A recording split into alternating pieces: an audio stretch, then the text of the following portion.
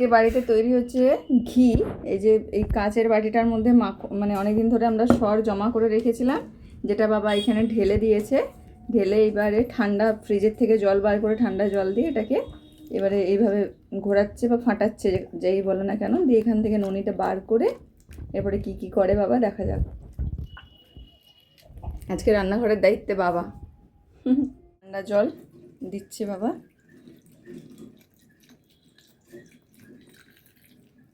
আগে খালি শর্টটাই মানে ঘুরিয়েছে আর কি বাটির মধ্যে, তখন জল দেয়নি, আমি একটু ভুল বললাম। এই এতক্ষণে জল দিলেন। ঘি তৈরি হচ্ছে বাড়িতেই, বাড়ির দেশি ঘি তৈরি করা হবে। এই জলটাকে ঢেলে রাখতে হবে বাবা? কি হলো, হয়ে গেল না, এই যে হচ্ছে। আমি বলছিলাম একটু দেখবো, একটু দেখো। দেখতে তো পেলাম না। এই যে এখানে কি সুন্দর ননিটা উঠে এসেছে, এটাকে আবার জল দিয়ে দিয়ে ধুতে হবে, তাই তো? ঠান্ডা লেগেছে তো জল, হ্যাঁ আরেকবার ধুতে হবে। তারপরে বসাতে হবে, জাল দিতে হবে, জাল দিতে হবে। তো বেশ কয়েকবার ধুয়ে ধুয়ে মানে শুধু এরকম পুরো হোয়াইট মাখন টাইপের একটা বেরিয়ে আসবে।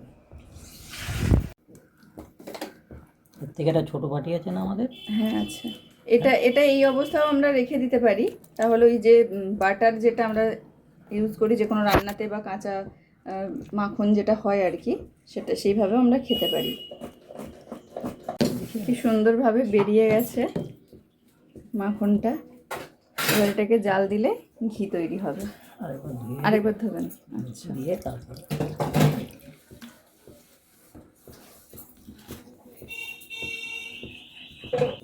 এই ধোয়া জলটা আমরা কি করবো বাবা? ধোয়া জলটা শরীরের পক্ষেও ভালো, ঘোলের মতনও কাজ হবে। হ্যাঁ, যেটা সেই আমুলের অনেক ছাঁচ না কি বলে ওইভাবে যে বিক্রি হয়, এই জিনিসটাই না ওটা? হ্যাঁ। এখন জলটা একেবারেই পরিষ্কার বেরোচ্ছে। কদিনের সরে এই মাখনটা হয়েছে, এরপরে আমরা এটাকে গ্যাসে জাল দিয়ে ঘিটা বের করব। কি সুন্দর হয়েছে।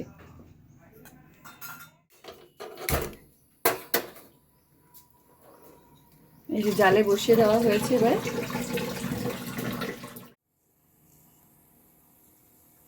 জালটা কিরকম রাখতে হবে বাবা? ওই মিডিয়ামে রাখতে হবে আর কি।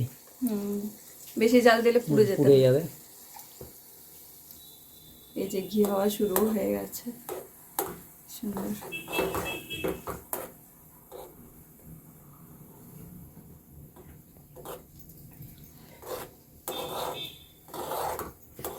আমি এভাবে বাড়িতে ঘি বানানো ফার্স্ট টাইম দেখছি বাবার কাছ থেকে, শিখেও নিচ্ছি। নেক্সট টাইম যাতে আমি নিজে বানাতে পারি।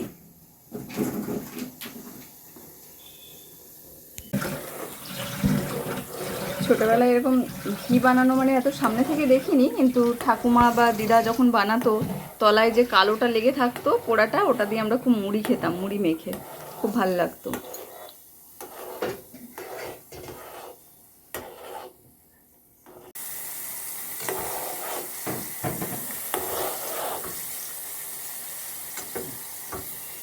বাহ, হালকা গন্ধ বেরোতে শুরু করে দিয়েছে।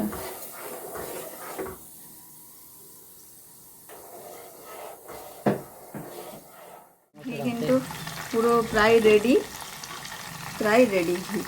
গন্ধ খুব সুন্দর বেরিয়েছে। যেটা পরিষ্কার কাঁচের শিশিতে করে, এবার এটা হয়ে গেলে এই কাঁচের শিশিতে করে ঢেলে রাখা।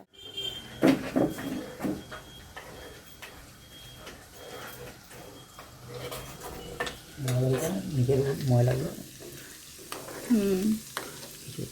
সাদা আছে, সাদাগুলো পুরো কালো হবে।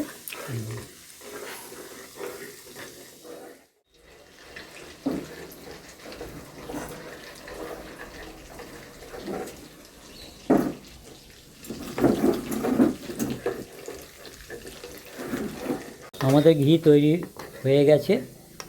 এবার গ্যাসটা অফ করে দেবো, তারপরে হালকা গরম রেখে জারে ঢেলে দেবো।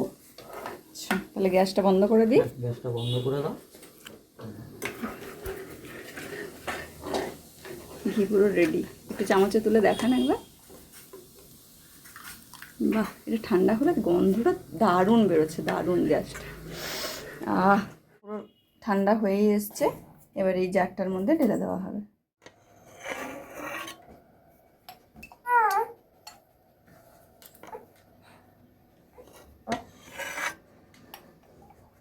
ঘি আমাদের পুরো জারে ঢালা হয়ে গেছে।